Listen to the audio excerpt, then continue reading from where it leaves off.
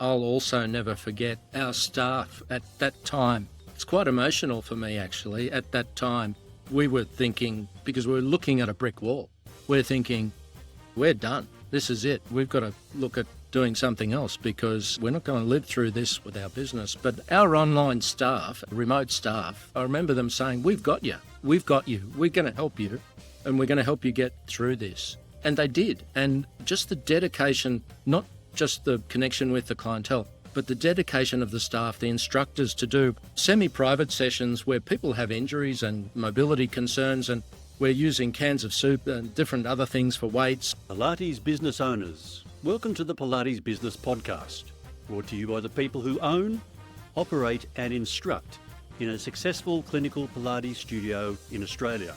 Our mission is to help you to discover Pilates business assets to build your clinical Pilates business success. And now, here is your host, David Gunther.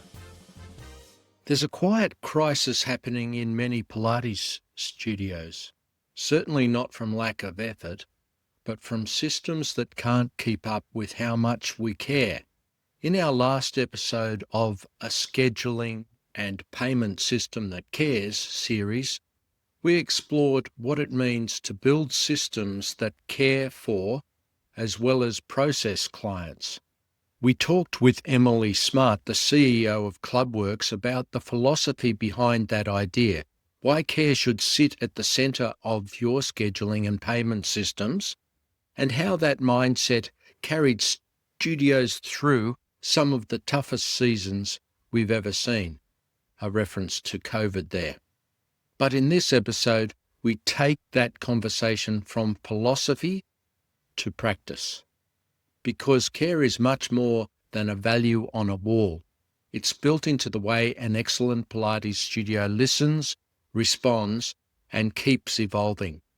Emily's back with me to unpack how customer feedback shapes the roadmap, from new features to the way their team closes the loop with every studio they serve. So if you've ever wondered how to translate that care into real, measurable results in your own business, the kind that's going to deepen trust and the bottom line, this episode's for you. Let's dive in. We had some challenges through COVID. We sold one of our studios. So we owned 2 studios in Canberra, and the writing was on the wall after COVID with dips in clientele, people either being sick, their relatives being sick, not wanting themselves to be sick or pass it on to relatives. And then also once everything was opened up and people could freely get sick, they did. And then after that, they all wanted to still be sick but go on holidays. And all of this adds up to no one coming, not nobody, because we still maintained a great clientele there, but many people wanting to not be in the studio for one reason or another. I know you've had some challenges there, as you mentioned, retreating from the USA. Tell us a little bit about how you approached that and I guess how that might relate to the caring or the business side of what you do. Yeah, I do think that COVID was an opportunity to show you care or not. In a lot of providers' cases, we reached out to our customer base at the time. So I have a distinct memory of watching the news one Sunday night where I think it was announced that all the fitness facilities basically were closed around Australia for foreseeable future. So, there's all these little montage of moments, isn't it, for everybody throughout Yep. that?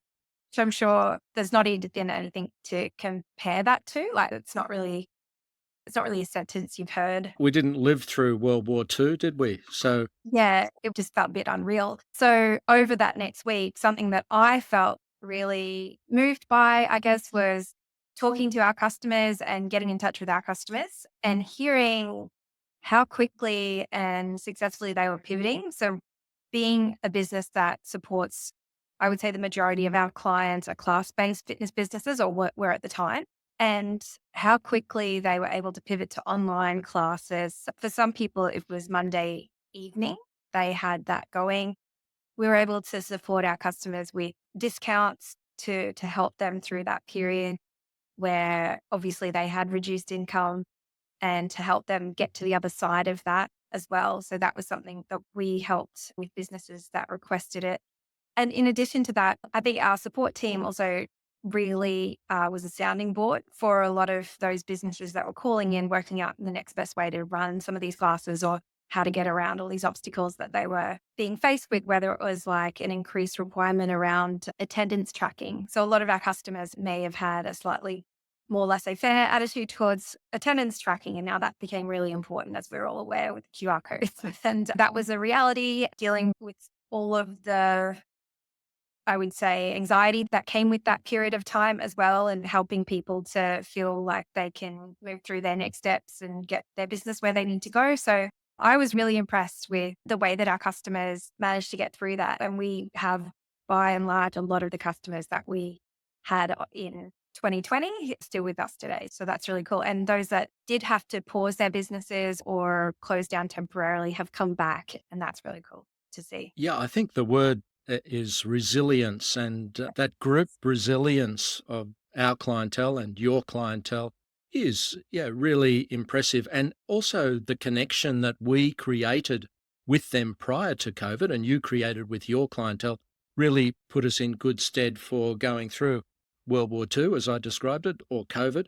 And I will never forget when my sister said to me the week before we got closed down to work in the studio, she said, "Oh, you should consider going online." And I said, "We'll never go online, Julie. We'll never do that. That's not the sort of business we are. That's for these other techie businesses who have that." And of course, the next day after we were told we were being shut down, we were online with everything. Semi-private sessions, mat work. They worked a lot easier for mat work. We didn't discount our rates at all because it was actually harder for us. It cost us more, and it was harder for the instructors. Some of them couldn't do that or couldn't do that to the extent, and that was fine. Again, caring after your staff as well as them caring for the business. Everyone wanted it to still work, and we still get that. And even through our latest campaign this year of the 5-star Google reviews, our clientele has been just terrific with being able to come up with not only 5-star Google reviews in bulk numbers very quickly,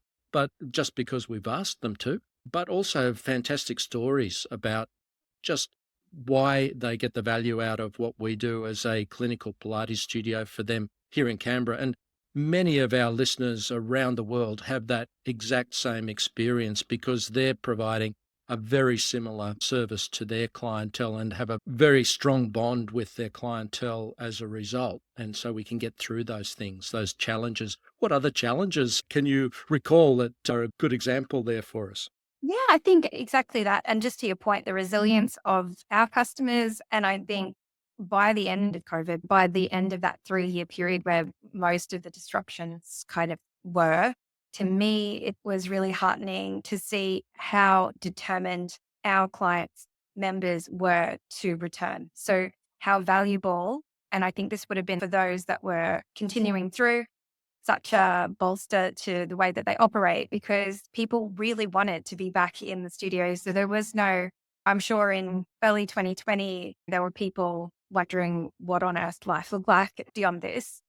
But ultimately, we're communal creatures. We want to be in the same space. We want to have somewhere to go that we love, that we practice something and do that together with other people. So it was reassuring to know that drive will overcome, or that's really the ticket behind building out a business that works. The cool thing was that a lot of businesses that thought they would never go online and a lot of businesses that thought they could never work from home absolutely overnight worked out how to do it like yourselves. And sometimes that's the push that leads you into this whole other stream of revenue that now, you have that skill set and you have that service that you can provide and actually opens up your service to people that may not have been able to access it in person. So I think that was a really cool thing. We've got pole studios that have international clientele now, which is a surprise at how many people have poles in their house that they can practice on, but that's also great. There's all these possibilities out there. Can you order a pole on Amazon? Is that? I would say you can. I haven't personally looked, but I am confident that you can. There's probably some supplier out there that will do that and maybe an installer. I would get an installer professionally. That's a good idea, unless you want half your ceiling to collapse under the... That's right. Or maybe just using some sort of structural beam. I don't know. But that was really cool. And I think for us, it was really great to rise to the challenge where people needed those extra areas of the system to get online with their classes, to communicate that out to where we could quickly as well pivot what we were doing to reprioritize those parts of the system that could better serve online classes. So I think one of the benefits of having a team that can pivot really quickly on those was that we were able to turn around and deliver those really quickly within a few weeks of those requirements coming through. So Yeah, that's excellent. And look, I'll also never forget our staff at that time. It's quite emotional for me, actually. At that time, we were thinking, because we were looking at a brick wall, we're thinking, we're done. This is it. We've got to look at doing something else because we're not going to live through this with our business. But our online staff, remote staff, I remember them saying, we've got you. We've got you. We're going to help you and we're going to help you get through this. And they did. And just the dedication, not just the connection with the clientele, but the dedication of the staff, the instructors to do semi-private sessions where people have injuries and mobility concerns, and we're using cans of soup and different other things for weights, and the instructors doing different things with 4 different clients in the session, each doing a different thing, not like a mat work session where everyone's pretty much doing the same thing at the same time. And the biggest problem is the camera angles that are weird for everybody and being able to hear people and then being able to hear you. But yeah, all that technical side that staff, our support staff and our instructors in this case, and then also, being able to, a business like yourself, assist those other businesses to work through that and be that, like our remote people, someone who could help them through that is a really good dynamic and one that builds bonds that don't break very quickly or easily. yes. And in that sense, we were lucky as a software business. Working remotely is a more natural state in some ways. So we had that benefit through that time. There was only one way to move through that. You wanted to support the people that you could. We're not a business without our customers. So any way that we can help them be successful makes sense to me to do that. So there was a lot of support calls / counseling sessions that went on through that period that I think gave our customers some support in a time that would have felt very lonely, I think, in a lot of ways, because I think in Australia, there are a lot of people that got a lot of help as well, but it's not always the silver bullet for everybody. So Yes, there was, after the government assistance here and there was still the time to come when people went on holidays, got sick and didn't come in. And yeah, that's well, right. It just didn't end, did it? yeah, that's right. There were always these different challenges. Let's move on to one of the reasons why we have changed over to Club Worx is that Club Worx has unique features and really useful features that we've been able to take advantage of with what we're doing with the platform. And we'll get into those we're excited about getting into those in a series with you and your staff, Club Worx, here to explain those and how useful they are as standard operating procedures or processes, assets for the businesses like ours that are out there. So perhaps you'd like to whet our appetite there with some of the things that you've either been implementing recently or that you're looking at that we can talk about just briefly now.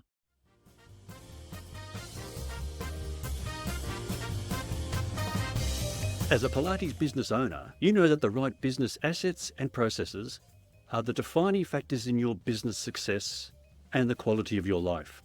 In each episode, successful Pilates business owner David Gunther will unpack proven, practical, world-class assets and processes that you can use to survive and thrive in your own Pilates business.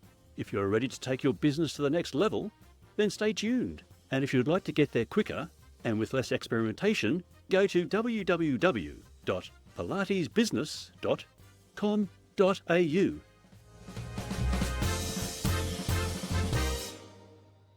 Yeah. So we are always working. We have a really active development pipeline, and it is something that's bought our product development roadmap is something that is born of where we want the product to go, but it is also very much mixed in with the feedback we're constantly receiving from our customers who are generously providing their feedback in really constructive ways most of the time. So it's about, this is how I am doing something right now.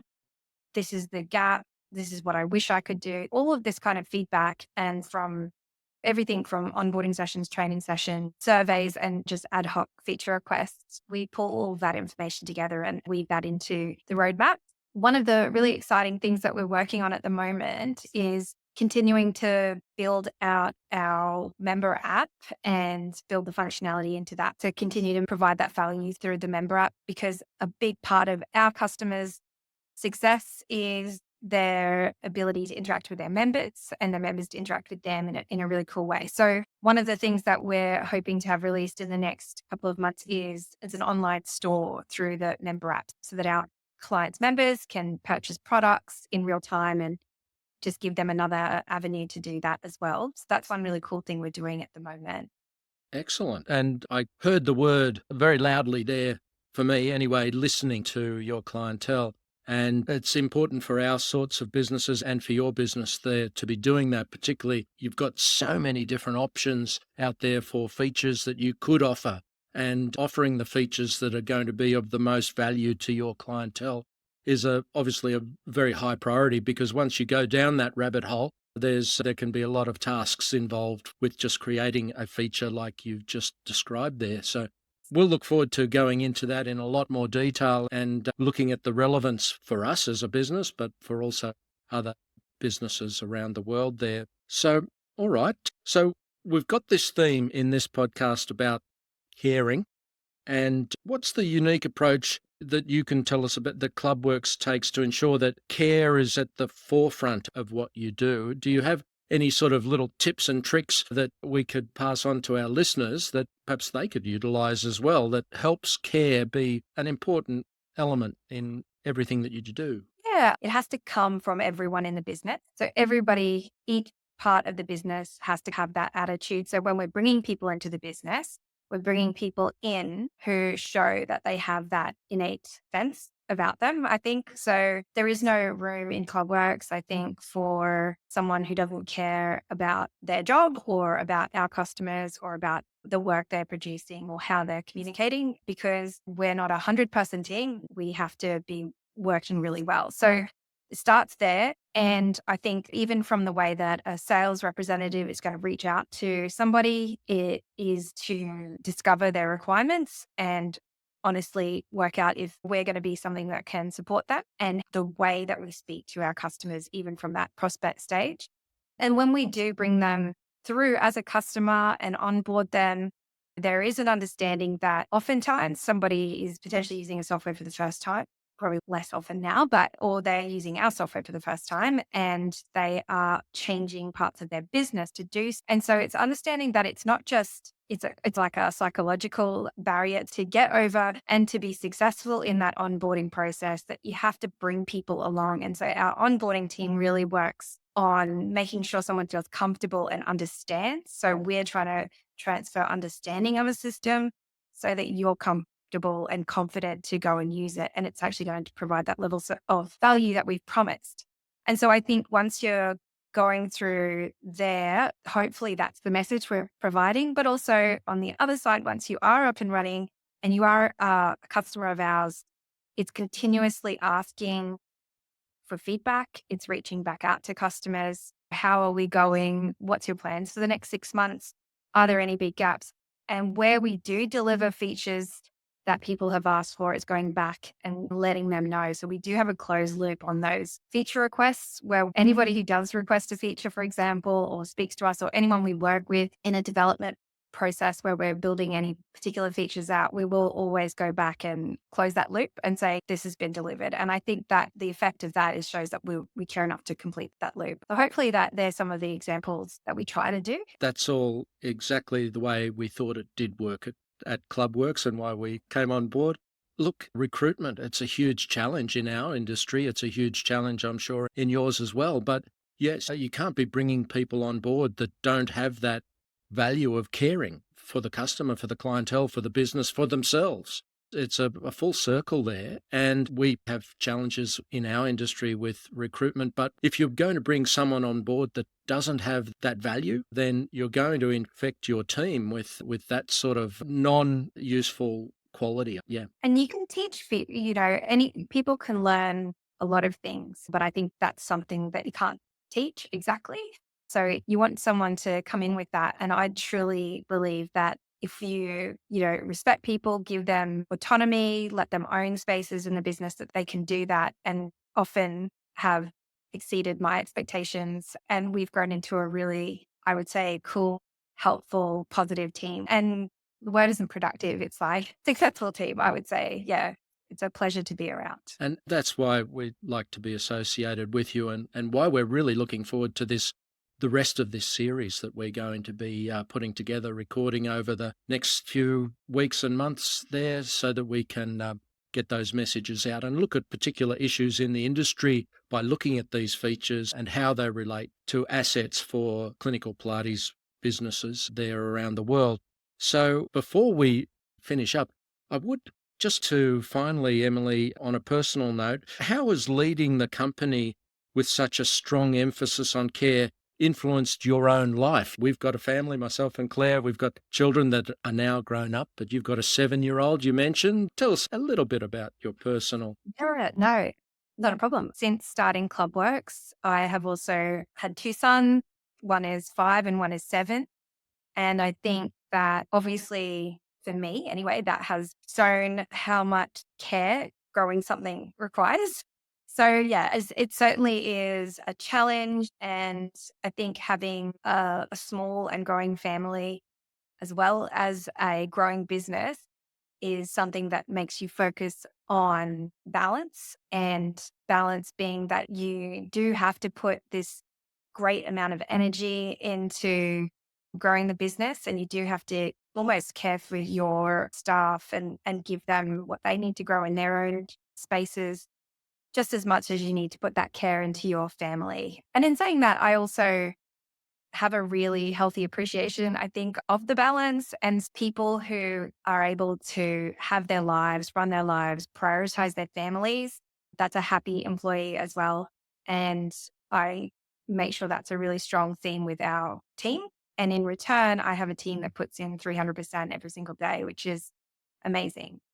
But yeah, I think that having a small family while growing a business makes you very resilient, probably, and helps you prioritize and focus on the most important thing. So hopefully that's been a strength over the last 7 years as well. Well, it certainly is with our listeners, because we have very many female leaders out there leading their businesses, their small Pilates studios around the world, or some larger Pilates studios around the world. We have men as well in those sorts of roles. And luckily, in my case, I share that role with Claire, who really leads our team in the studio, and I'm able to concentrate more on the business development side of things, although did instruct one class this morning online and enjoyed that. Everything was entirely online this morning. I was able to do that from home. But having that, it is a unique situation, particularly when you've got children that have come along during that time. It's a huge undertaking to have a family. It's a huge undertaking to have a business. And many of our listeners do both as well. So being able to relate to that, and us being able to relate to you in that way, is also a very good connection, I believe.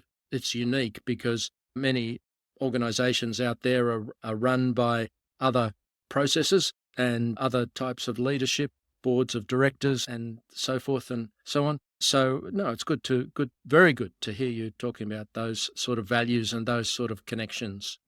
That's right. And I think as well, seeing it as a positive, not a negative, is something it's a celebrated part of people's lives, not a point in which people have to feel like their careers are ending if they work at Club Worx and they go on mat leave. I want to make sure they feel really comfortable that they can return when they need to, and they'll be supported to do so. And I think that I have that level of empathy for that as well, and that I was afforded a lot of support to do the same. And so for me, I was able to get the support I needed from my co-founder to have the time to, when I had small babies, to support them and to grow my family. So I think I have been shown those qualities as well, as much as I'm hoping to be passing that forward as well.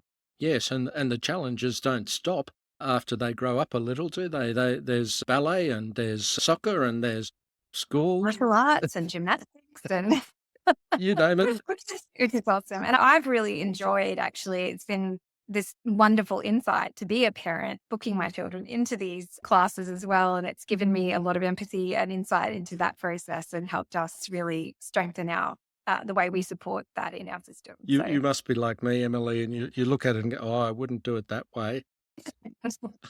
That's not very customer centric. Yeah. Look, Emily, this has been wonderful. It's a really good start to our series. I'm really excited and looking forward to examining these different processes and features that are so important to our industry and to you with what you do, obviously, and you do such a great job with it. We've been lucky enough to experience that and to be using that to help us develop more what we do. So thank you for that. Thank you for today. Thank you for all of those great stories and for being there for us and for the industry. And we look forward to talking with you and your team in this series over the next few months.